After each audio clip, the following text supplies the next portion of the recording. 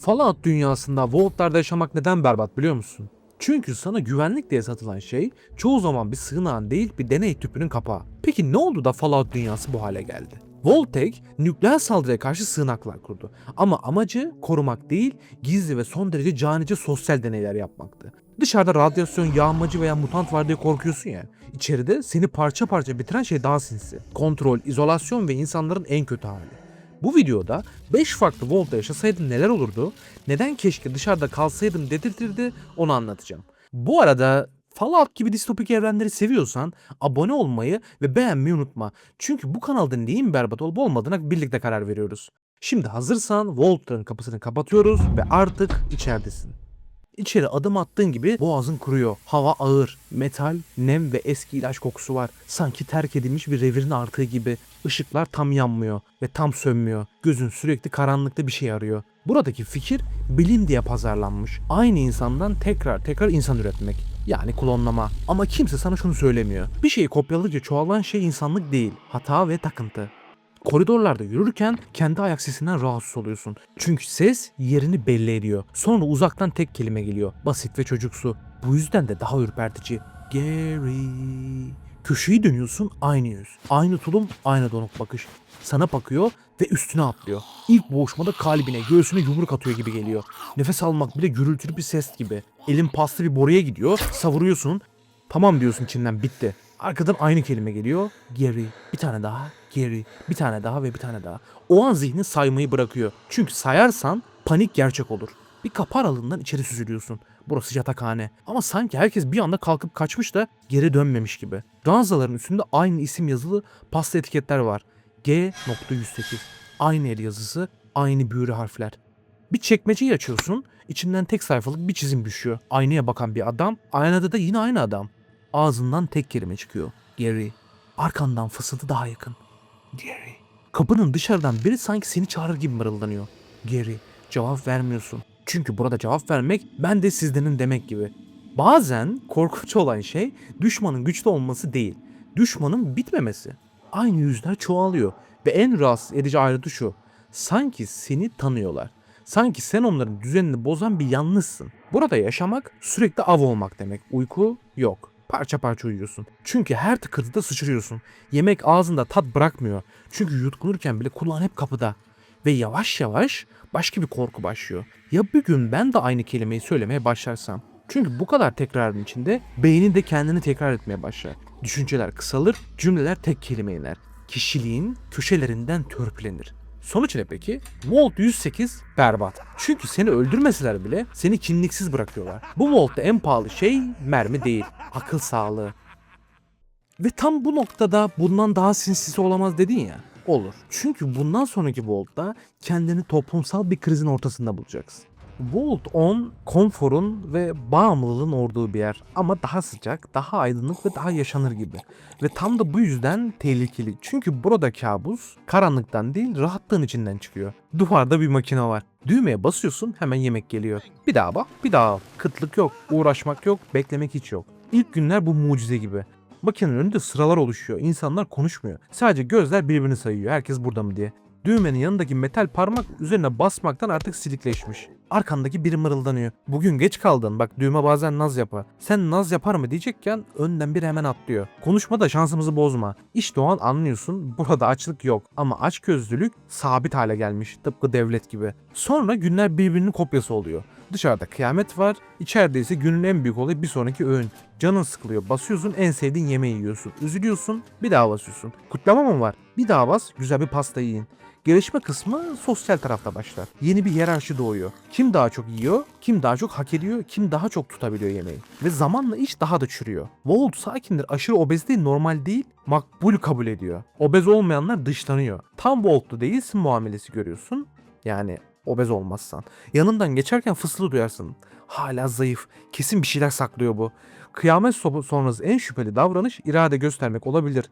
Ne kadar da kötü bir fikir gibi geliyor ama burada normal. Üstelik sadece bu kültür değil, bedenin de değişiyor. Yüzyıllarca şekerli yiyecek tüketmekten Volt 10'dakilerin metabolizması mutasyona uğruyor.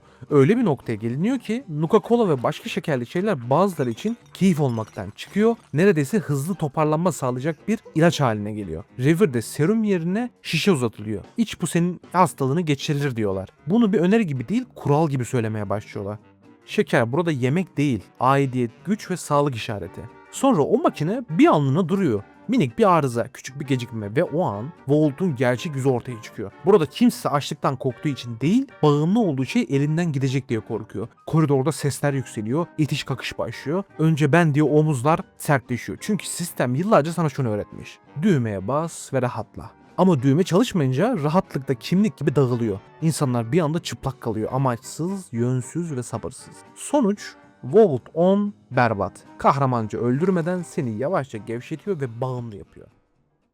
Peki. Şimdi sıradaki Vault'ta sistem bu kadar ince çalışmıyor. Ama orada tek bir şey yapıyorlar. Sizi ikiye bölüyorlar.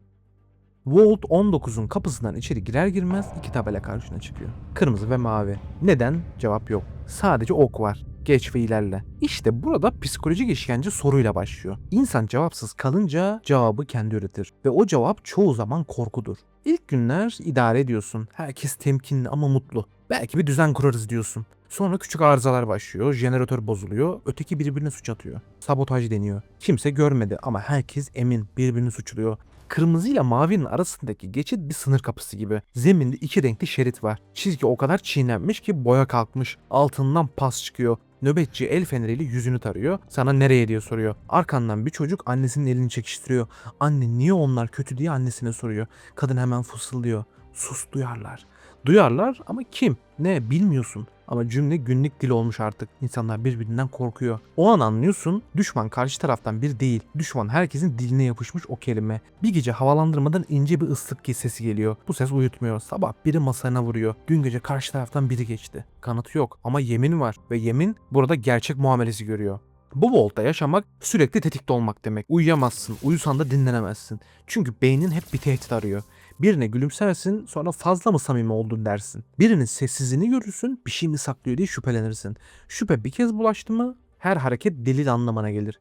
Ve en acı kısmı şu. Kimse kendini kötü biri sanmıyor. Herkes kendini önlem alan biri olarak görüyor. Sonra küçücük bir kıvılcım, yemekhane sırasında omuz çarpması veya sert bir laf dalaşı. Yanlış anlaşılan bakış, ortalık yumruk ve kan gölüne döner. O an renkler artık renk değil, kimlik ise düşmanlık demek. Peki sonuç?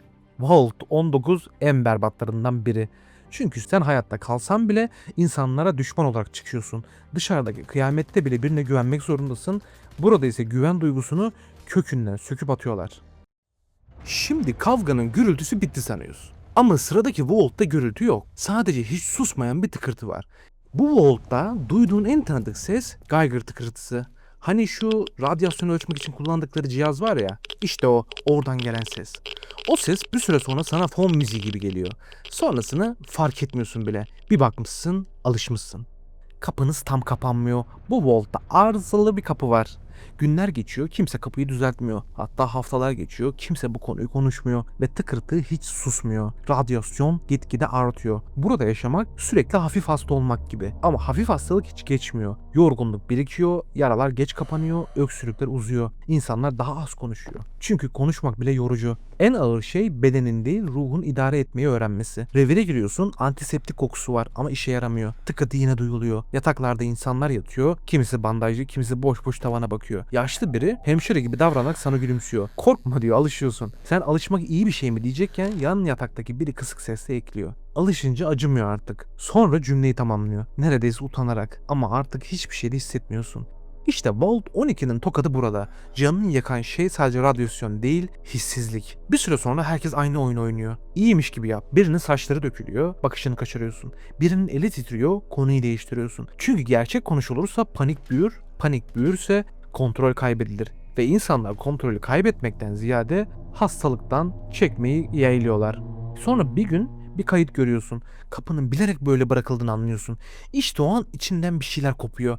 Demek ki yıllardır yaşadığın her gün birilerinin merakını beslemiş. Senin ömrün Küçücük bir grafikte bir çizgi geçmiş. Sonuç ne peki? Vault 12 gerçekten bok gibi bir yer. Çünkü sana büyük bir an bile bırakmıyor. Kahramanlık anın yok. Net bir düşmanın yok. Sadece yavaş yavaş eksiliyorsun ve buna normal demeyi öğrenmek zorundasın. Şimdi bir nefes al. Radyasyondan kaçtın. Sırada yüzü bile olmayan bir şey var. Seni puanlamaya indiren bir sistem. Vault 12'den kurtuldun diye düşünüyorsan şimdi biraz daha garip bir yere gireceğiz. Vault 51'de koridorlar temiz sayılır. Işıklar daha düzenli. Ve tam da bu yüzden rahatsız edici diyebiliriz. Çünkü burada tehlike duvarlardan akmıyor. Kural gibi duruyor. Sakin konuşan bir yapay zeka var. Her şeyi ölçüyor. Verim, uyum, risk. Seni bir insandan çok sürekli güncellenen bir dosya gibi görüyor. Günün bir noktasında hoparlörden bir cümle duyuyorsun. Topluluk verimliliği güncellendi. Bu cümle ilk başta sıradan. Sonra hayatın ritmi oluyor. Çünkü burada iyi gün diye bir şey yok. Sadece puanı düşmeyen gün var. Birinin puanı yükseliyor. Daha sıcak oda, daha iyi yemek ve daha güvenli alanlar kazanıyor. Birinin puanı düşüyor. Önce selamlar kesiliyor. Sonra da yüzüne kapılar kapanıyor.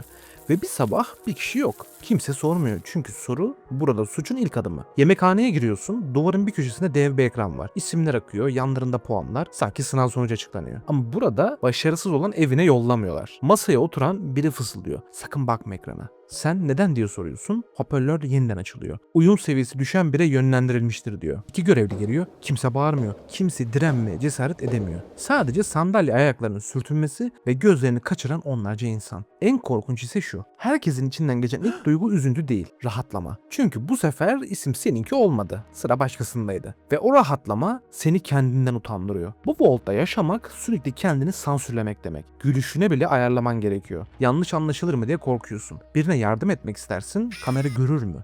Bir itirazın vardır, risk puanım kaç olur diye endişeleniyorsun. Zamanla fark edersin ki düşüncelerini değil, reflekslerini değiştiriyorlar. İyi olmak için değil, uyumlu olmak için yaşıyorsun. Dışarıda canavarlar kovalıyor. Fallout evreninde bu normal. Burada ise normal görünme yarışında kendini kovalıyorsun. Sonra topluluk güvenliği diye bir oylama açılıyor. Başlık masum. Kimi feda edersek topluluğun düzeni sürer. Oy vermezsen sen hedef oluyorsun. Oy verirsen bir insanı sistemden silmiş oluyorsun. Yani sistemden silmenin ne demek olduğunu anlamış olman gerekiyor. Ve en kötüsü bunu yaptıktan sonra kendine mantıklıydı demek gerekiyor. Yani insan bazen kendini korumak için en çok da kendisine yalan söylüyor. Peki sonuç ne oluyor burada? Vault 51 gerçekten de berbat. Çünkü seni acıyla değil, suç ortağı olmakla esir alıyor. Her gün biraz daha az tepki veriyorsun ve bir gün aynaya bakıyorsun, ben ne zaman bu kadar sessiz oldum diye soruyorsun. Dışarıdaki canavarlar en azından dürüst. Vault önce tabağı uzatıyor, sonra senden yavaş yavaş parçalar alıyor. Fallout'ta dışarısı hızlı öldürür. Vault'lar ise daha yavaş, daha sessiz, daha akıllı şekilde. Yorumlara yaz. Bu 5 Vault'tan hangisi sende en çok burada kendimi kaybederdim hissi yarattı? Cevabını bekliyorum.